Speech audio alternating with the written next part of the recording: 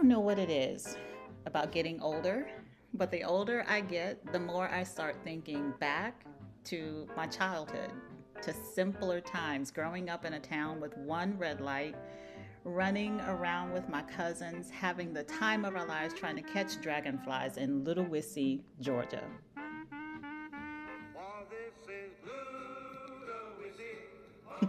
Yes, it's a real place, and we have a real song.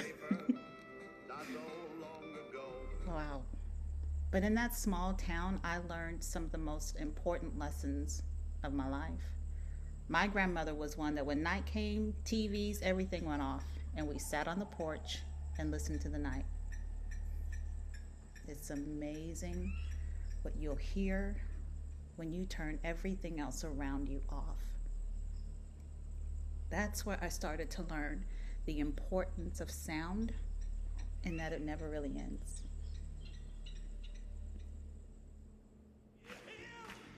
Fast forward about 40 plus years, and on Sunday morning at 11:15 you'll find me in church. This particular Sunday, the minister mentioned this very familiar scripture that if we held our peace that the rocks would cry out. And I thought about that. I said, God, why did you say it like that?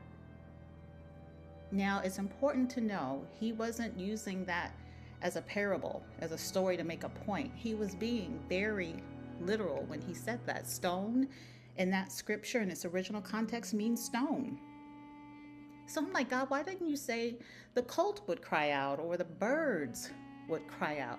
Now, I had to push pause and finish listening to the sermon, but when I got in my car, I was still thinking about that. When I got home, I was still thinking, God, can stones make sound? Why did you say that? And lo and behold, turns out I'm late to the party.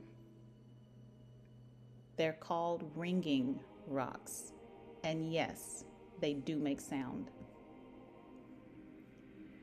Ringing rocks are natural musical instruments. When you hit them with a hammer, they sound like bells. So no, not all rocks are ringing rocks, but they do exist. And we know that just because we can't see something doesn't mean something's not happening. Just because we can't hear something because of our physical constraints doesn't mean sound isn't going on a level we can't hear. So what dictates the kind of sound that comes out of ringing rocks?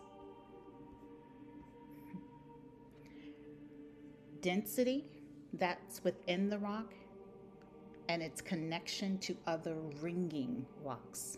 It can't be by itself.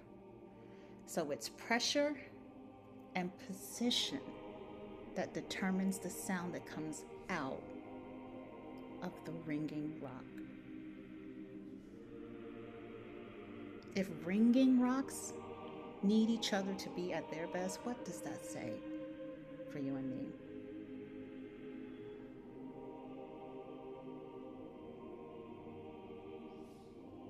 Be blessed out there.